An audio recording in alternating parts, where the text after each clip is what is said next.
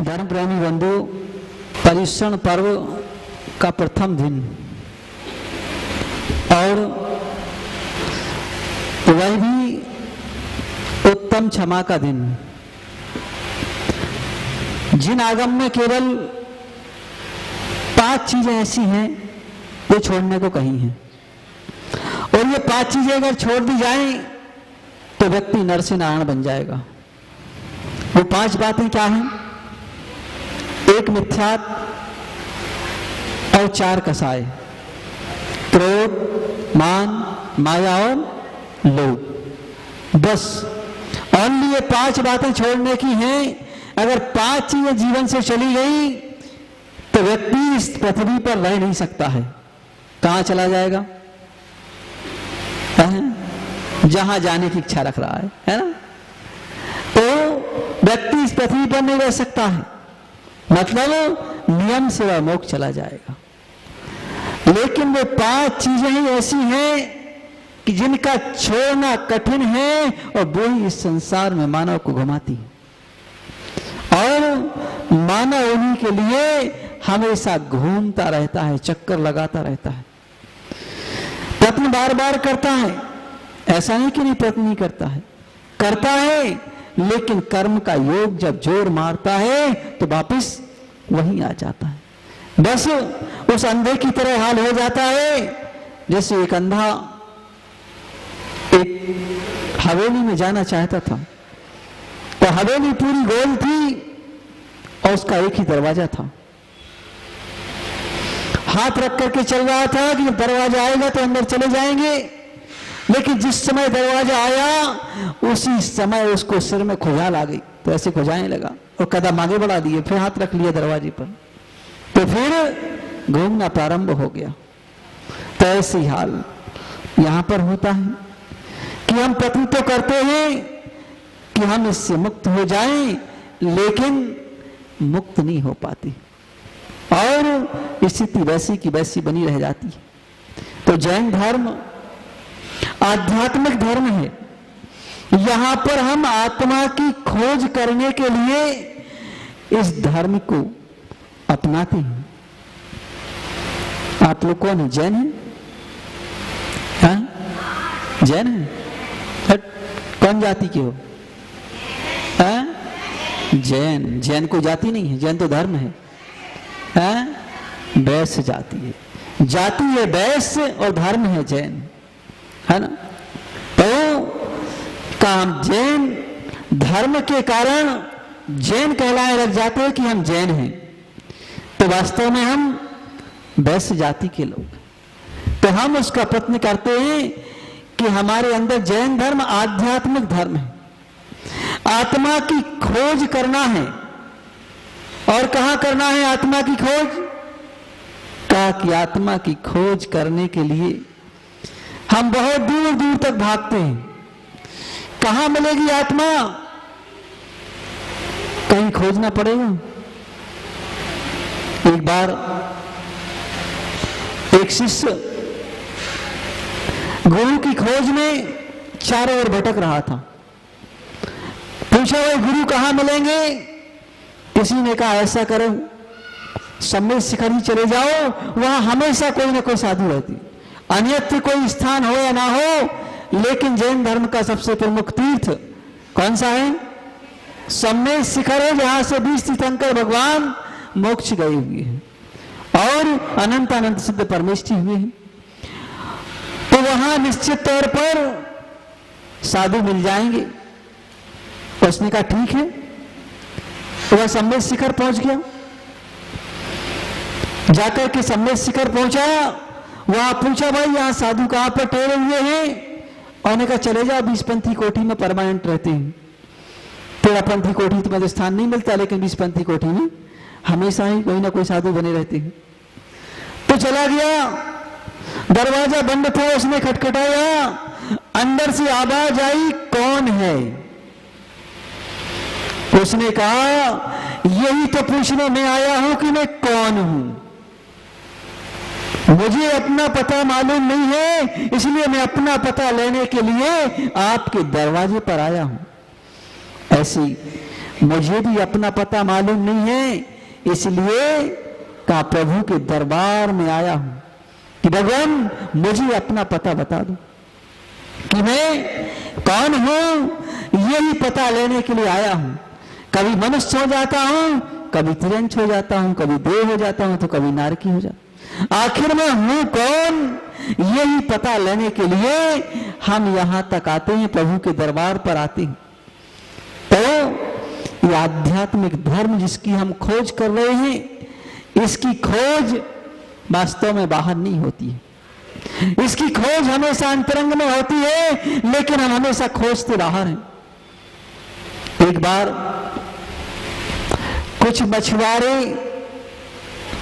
नदी के किनारे बैठ करके कुछ चर्चा कर रहे थे।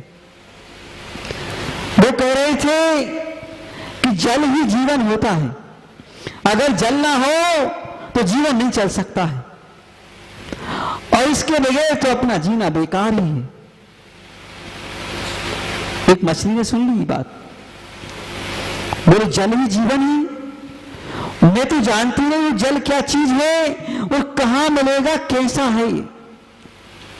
उसने कहा कि भाई इसकी खोज करना तो अनिवार्य, उसके बगैर जीवन अधूरा है, तो अपना जीवन भी अधूरा हो जाएगा। मछली सुनती है क्या? नहीं सुनती है ना? सुनती है क्या भाई? नहीं सुनती। कितने इंद्रिय जीव है मछली? मछली पंचेंद्रिय जीव है। जैसे तुम्हारे कान है, उसके भी कान है, तो वो भी सुनती है।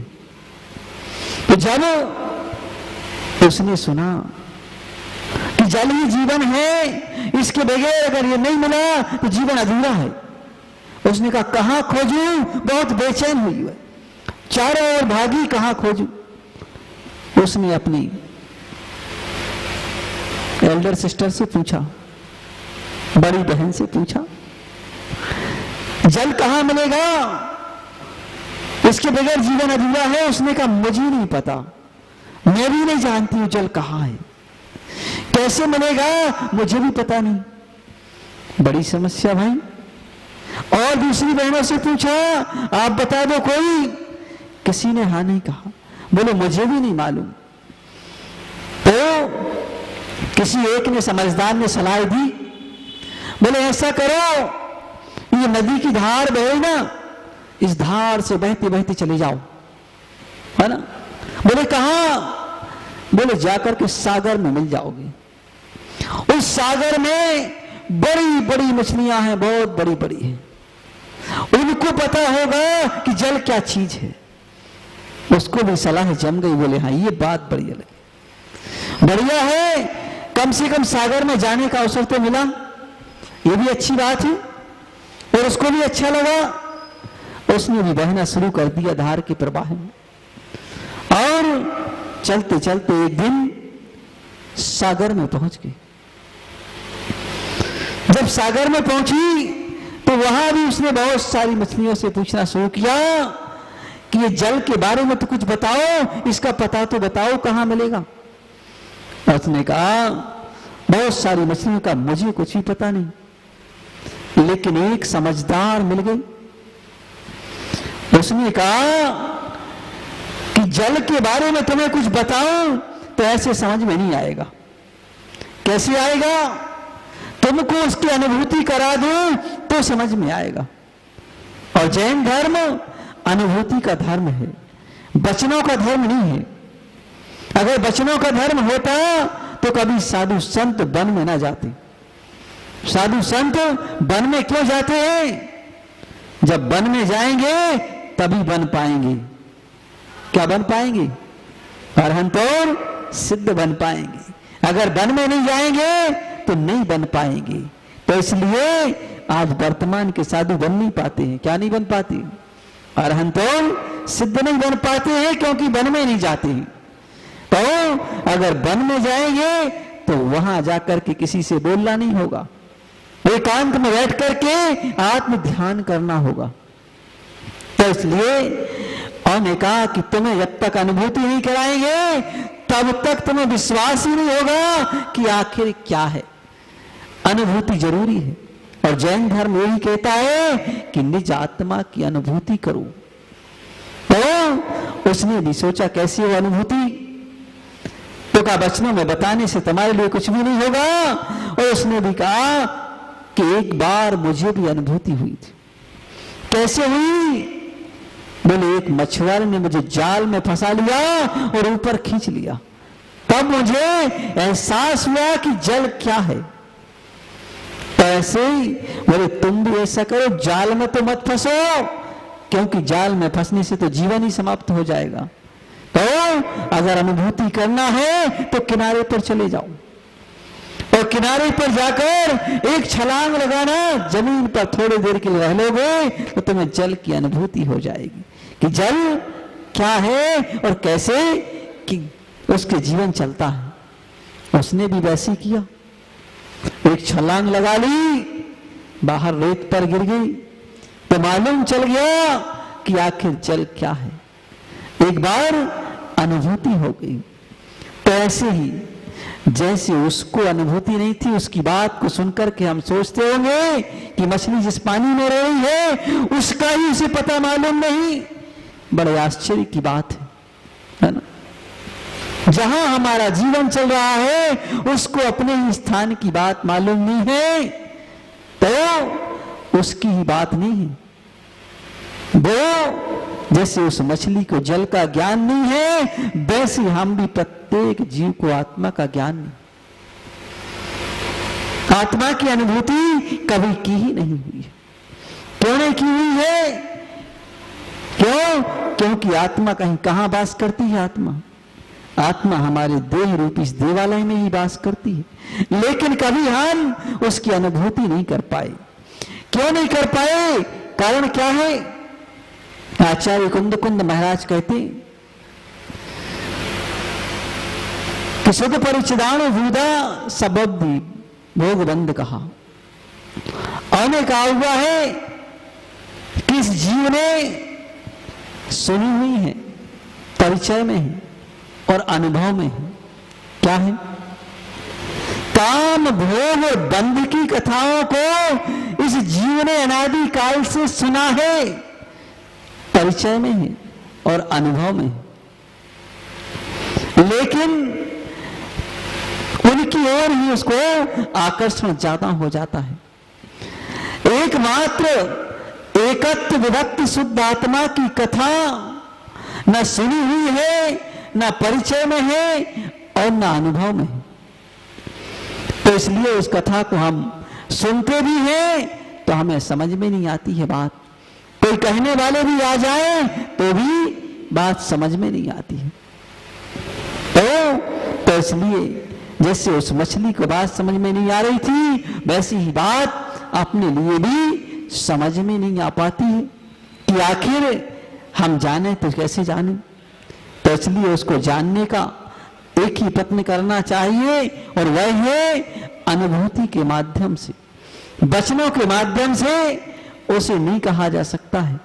तो हम लेकिन संसारी मानव जिन कार्यों में लगा रहता है उसी ओर ही उसका मन भागता है। हमेशा ये मन का स्वभाव है।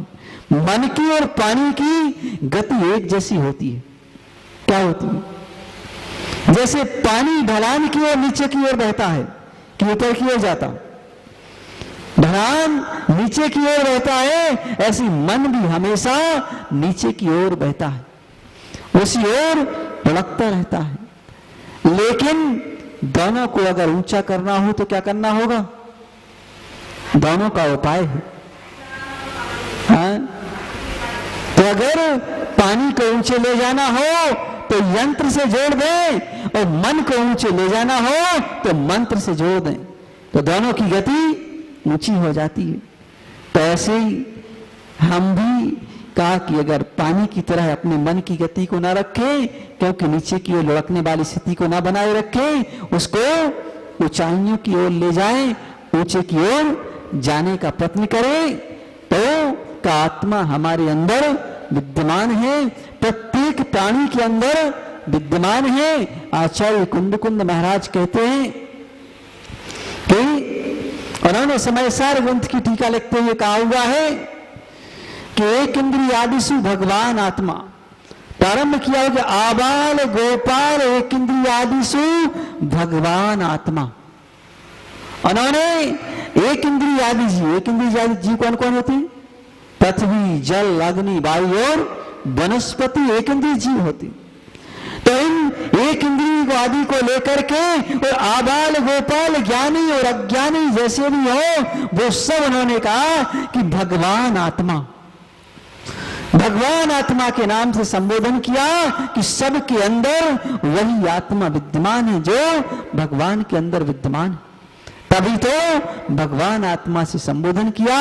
और तो जब एक जैसी आत्मा, तो इसलिए उसका हम अनुभव करें। एक बार एक गुब्बारे वाला बहुत सारे गुब्बारे बेच रहा था, और गुब्बारे कौन खरीदेगा? बूढ़ा आदमी के बच्चे खरीदेंगे ना।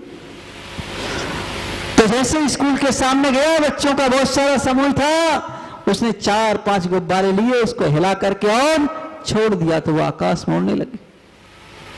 बच्चों ने देखा गुब्बारे ऊपर की ओर जाते हैं, तो वो भी खरीदने लगे, हम भी छोड़ेंगे। बिक्री शुरू हो गई। एक बालक आया, छोटा था, पैसे भी नहीं थे उसके पास, तो उसने कहा चलो अपन खाली पूछ लेते हैं। उसने पूछा गुब्बारे वाले से, तो बताओ ये लाल वाला गुब्बारा भी ऊपर जाएगा क्या?